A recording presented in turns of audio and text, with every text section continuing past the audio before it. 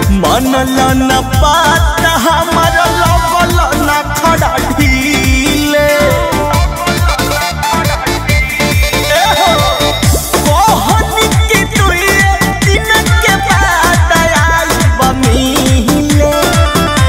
मनल न पाता हमारा लगल न खड़ा ढीले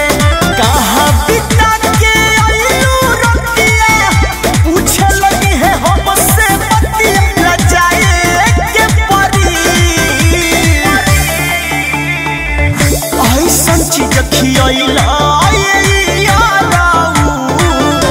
राती के नहाए के परी ऐसन चीज खियावला करे जाऊ राती के नहाए के परी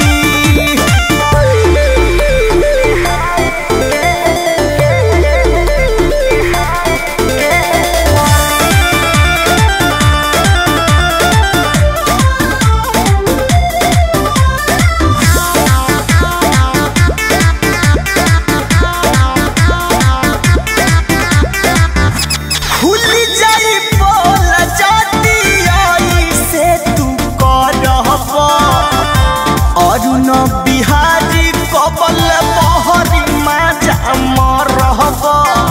अरे मनब की मना के मनब हो खुल जाई बोल जाती से तू करहब और न बिहारी कबल बहरी माजा मरहब जब तल पानी काचे कुआरे बन के हम रहब बोलू तोहार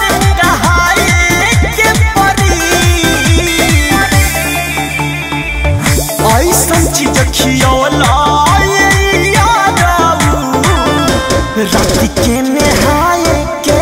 परी ऐसन चीज खियावला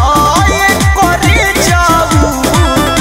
राती के नहाए के परी